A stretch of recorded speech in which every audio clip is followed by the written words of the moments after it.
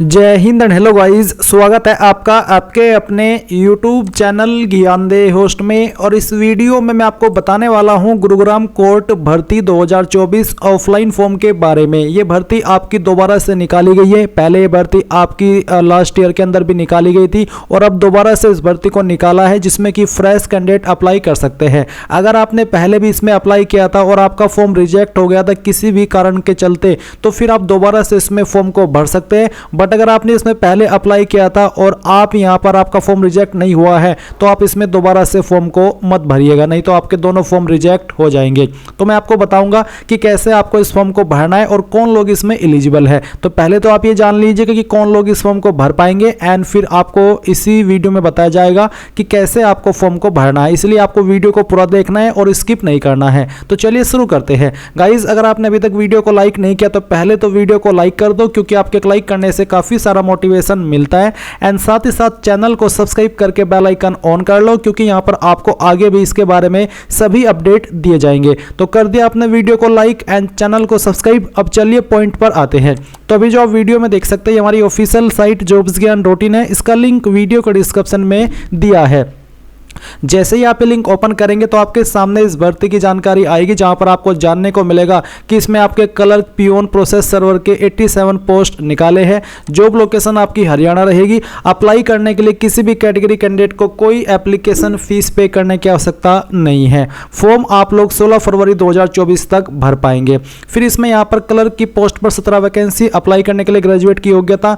Peon की post पर 48 vacancy, apply करने के लिए 8वीं पास की योग्यता चाहिए। और प्रोसेस सर्वर की पोस्ट पर अप्लाई करने के लिए 22 वैकेंसी और 10वीं पास की योग्यता चाहिए। अब आप यहां पर इंपोर्टेंट लिंक के सेक्शन में आएंगे और डाउनलोड ऑफिशियल नोटिफिकेशन PDF इसके ऊपर क्लिक करेंगे। इसके ऊपर क्लिक करने के बाद में आपके सामने नोटिफिकेशन आ जाएगा, जहां पर आप ये भी देख सकते हैं कि कौन सी कैटेगरी के लिए कितनी वैकेंसी है और अप्लाई करने के बाद में आपको क्या सैलरी दी जाएगी, यानी कि सिलेक्शन होने पर आपको क्या सैलरी मिलेगी। तो सैलरी आपको प्रोसेस सर्वर की पोस्ट पर 16,900 रुपए से लेकर के 53,500 रुपए दिए जाएंगे। साथ ही जो अदर अलाउंसेस है वो भी आपको मिलेंगे। रिमार्क्स में आपको कहा कि ये टेम्पररी बेस पर है, बट ये आपकी रेगुलर रहेगी। रेगुलर का मतलब है कि आपको डेली जाना है, बट आपके जो ये वैकेंसी है वो परमानेंट नहीं है।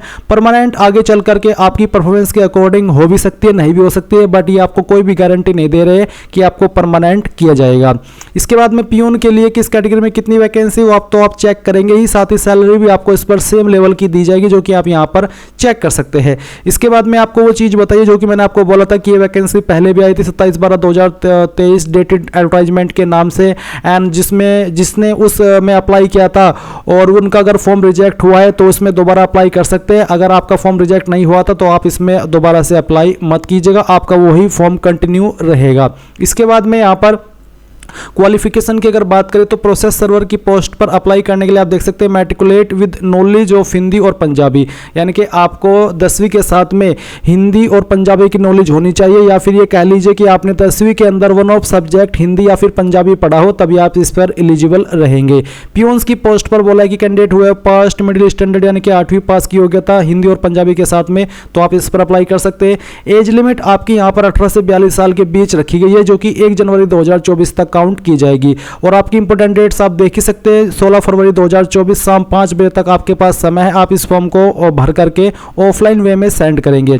इसके बाद में यहाँ पर date and place of interview, आपका जो इंटरव्यू का डेट है वो क्या है, उसके बारे में आपको टाइम आने पर इनकी जो ऑफिशियल वेबसाइट है यहाँ पर बता दी जाएगा। अगर आप चैनल को सब्सक्राइब करेंगे तो मैं भी आपको वीडियो के अकॉर्डिंग बता दूंगा कि आपका डेट क्या है इंटरव्यू का और कब आपका जो भी इसका अगला इंटरफेस है या अगला प्रोसेस है वो आएगा। तो गाइज, आपने सब जानकारी यहाँ पर चेक कर लिए। अब आपको अगर इसमें अप्लाई करना है, आप इसमें एलिजिबल है और आपका मन है फॉर्म को भरने का, तो वो आप कैसे भरेंगे वो आप जान लीजिए। तो जो लिंक मैंने आपको वीडियो के डिस्क्रिप्शन में दिया हुआ है, यही आप ओपन करेंगे। इंपोर्टेंट लिंक के सेक्शन से download application form PDF open करेंगे। आपके सामने एप्लीकेशन फॉर्म का ये जो है प्रिंट आ जाएगा। आपको इसको डाउनलोड करके प्रिंट निकलवा लेना है। A4 साइज का जो पेपर होता है उसके ऊपर जब आप साइबर कैफे में जाइएगा तो बता दीजिएगा उनको कि हमें A4 साइज के पेपर के ऊपर इसको प्रिंट कराना है, और 2-3 फोटोकॉपी करा लीजिए, ताकि कहीं पर अगर लिखने में गलती हो जाए तो आपको नए फॉर्म का इस्तेमाल करना है, क्योंकि जिस फॉर्म में कटिंग होती है वो एक्सेप्ट नहीं किए जाते।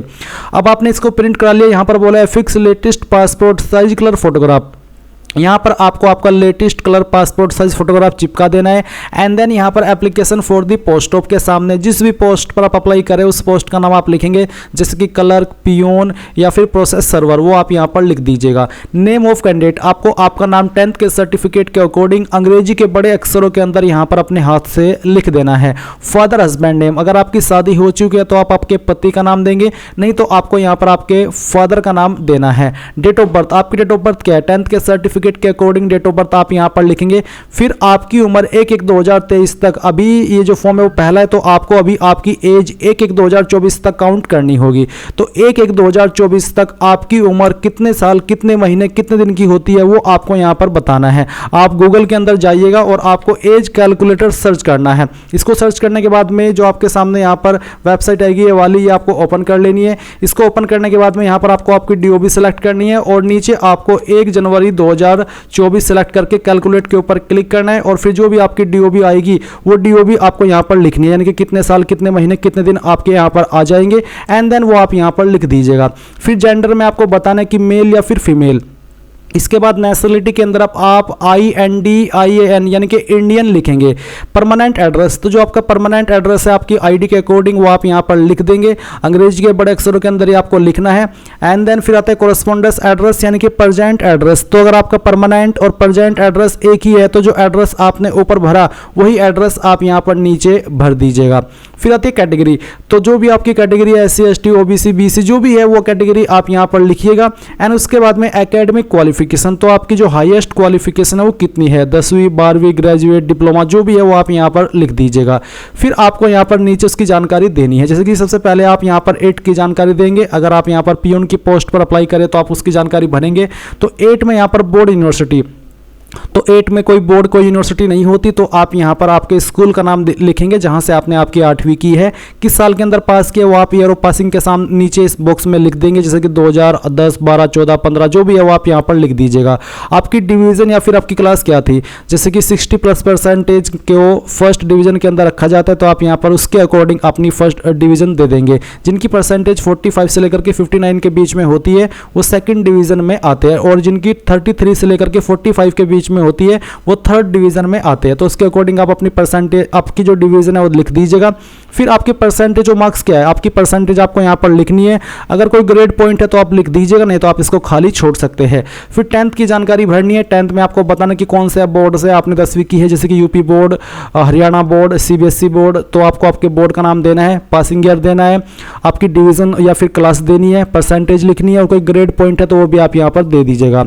ग्रेजुएशन या फिर अदर, अगर आप ऐसी पोस्ट पर अप्लाई करें जिस पर डिग्री मांगी है तो आपको आपकी यूनिवर्सिटी का नाम देना है, पासिंग ईयर देना है, आपकी डिवीजन या फिर क्लास क्या थी वो आपको बताना है, परसेंटेज देनी है और ग्रेड पॉइंट कोई है तो दे दीजिए, नहीं तो खाली छोड़ दीजिए। एक्सपीरियंस अगर आपके पास कोई है तो आप यहाँ पर भरेंगे, नहीं तो आपको नो एक्सपीरियंस लिख देना है। आपका कॉन्टैक्ट नंबर आपको देना है, आपकी ईमेल आईडी आपको यहाँ पर देनी है। डिक्लेरेशन में आप यहाँ पर आई के सामने आपका नाम लिखेंगे और यहाँ पर आपको सन डॉटर ऑफ के बाद में आपके फादर का नेम या फिर आपके पति का नाम देना है। इसके बाद डेट में आपने किस डेट में इस फॉर्म को भरा है वो लिखेंगे। पहले यानी कि कहाँ से आपने फॉर्म को भरा है वो आप यहाँ पर लिख देंगे और फिर यहाँ पर आपको आपके सिग्नेचर कर देने हैं। इसको सिग्नेचर करने के बाद में अब आपको किन डॉक्यूमेंट के साथ में कहाँ पर भेजना है वो आप यहाँ पर देख लीजिए। ये आपका वही नोटिफिकेशन है जिसमें कि आपको जानकारी दी है। तो आप 5 पॉइंट में देखेंगे, separate application for each post. अगर आपको 2 पोस्ट पर अप्लाई करना है तो उसके लिए आपको अलग से ही फॉर्म भेजना होगा। आपको बोला है कि आपको plain paper mentioning name of the post applied, यानी कि किस पोस्ट के ऊपर आपने अप्लाई किया उसका नाम आपको लिखना है। Fixing recent passport size photograph mentioning complete particulars, यानी कि आपको आपके फॉर्म के अंदर फादर नेम ये सब डिटेल आपको देनी है। इसके बाद में आपको यहाँ पर बोला है कि along with attested copies of relevant certificate documents, यानी कि जो भी रिलेवेंट सर्टिफिकेट है उसकी फोटोकॉपी आपको इस फॉर्म के साथ भेजनी है। अब रिलेवेंट सर्टिफिकेट क्या होता है, रिलेवेंट सर्टिफिकेट होता है जैसे कि अगर आपने 8वीं की जानकारी भरी है तो आपको 8वीं की मार्कशीट की फोटोकॉपी, 10वीं की मार्कशीट की जानकारी भरी तो 10वीं की मार्कशीट की फोटोकॉपी, और जो आपने एड्रेस की जानकारी भरी है उसके संबंध में आप आपका आधार कार्ड या फिर जो भी आपकी आईडी है जिसके अंदर आपका एड्रेस दिया है उसकी फोटोकॉपी आप अटैच करेंगे। फिर जो आपकी कैटेगरी है जैसे कि SC ST OBC तो आपका जो कास्ट सर्टिफिकेट है, कास्ट सर्टिफिकेट, उसकी फोटोकॉपी आपको इस फॉर्म के साथ अटैच करनी होगी। एंड जो भी बेसिकली रिलेवेंट डॉक्यूमेंट्स है वो सभी फोटोकॉपी आप इसके फॉर्म के साथ में अटैच कर दीजिएगा। और वो आपको यहाँ पर जो आपका एक लिफाफा है, लिफाफा लेना है। लिफाफे के ऊपर आपको लिख देना है कि name of the post applied for, यानी कि जिस पोस्ट पर आपने अप्लाई किया उस पोस्ट का नाम आप लिख दीजिएगा ऊपर की तरफ लिफाफे के। एंड फिर यहाँ पर आपको इसको जो भेजना है वो आप यहाँ पर डिस्ट्रिक्ट एंड सेशन जज district court complex near Rajiv Chowk Gurugram, इसके ऊपर आपको भेजना है रजिस्टर्ड पोस्ट के माध्यम से, या फिर बाय हैंड भी आप इसको दे करके आ सकते हैं अगर आपके नज़दीक है। अगर नज़दीक नहीं है तो रजिस्टर्ड पोस्ट का ही इस्तेमाल कीजिएगा, स्पीड पोस्ट का इस्तेमाल मत कीजिएगा, नहीं तो वो एक्सेप्ट नहीं होगा। और 16 फरवरी 2024 से शाम 5 बजे से पहले ये पहुंच जाना चाहिए। जिनके फॉर्म के अंदर अधूरी जानकारी होगी या फिर अधूरे डॉक्यूमेंट होंगे उनका फॉर्म रिजेक्ट कर दिया जाएगा। इसलिए अच्छे से जानकारी आपको जो डॉक्यूमेंट्स यहाँ पर लागू हो रहे हैं उन सभी का इस्तेमाल करते हुए भेजना है। और कोई सवाल डाउट हो आपको तो वो कमेंट के माध्यम से पूछ लीजिएगा। Thanks for watching. जय हिंद।